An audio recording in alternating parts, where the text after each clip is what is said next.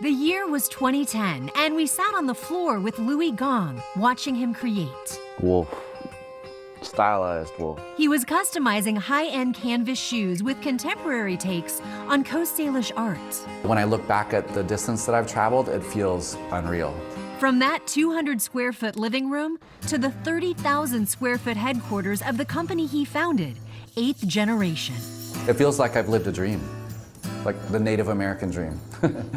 Raised on a reservation in Canada and the Nooksack Tribal community near Bellingham, he couldn't afford vans and says his mixed heritage made him question his sense of self. But as an adult, Louie embraced his background, finally bought that pair of shoes and decorated them. So I wore them to work the next day, and my coworker said, "Man, those are sick. Where'd you get those? And how can I get a pair?" As demand for his shoes grew, so did Louie's ideas.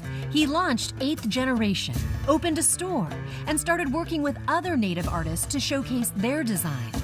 It wasn't just about making sales, it was about making systemic change. You have to imagine how it feels to be an Indigenous artist trying to make a go at it, and then you walk through the mall and almost every store has a product with Native art on it, but there's no Native artists associated with that project. So none of that money is coming back to Native artists who are sort of creating the stories and creating the aesthetics that people want to align with.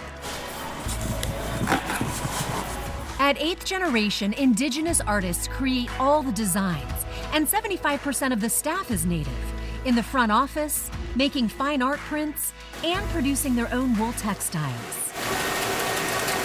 This Navajo employee is using cutting-edge technology to create the kind of quality blankets his ancestors have made for generations. And it feels really special, it feels fair, and it feels like poetic justice. Here, we've shown how to take control of your stories, how to take control of your art. Patterns and designs, it's not just, lines, right? There's stories between every line. Through our art, we've been able to keep tradition. This is an amazing company. It's also tribal owned. Louie sold 8th Generation to the Snoqualmie Tribe in 2019. And in 2022, he handed over the CEO reins. I'm just a huge fan of 8th Generation. Like, I have all of the products.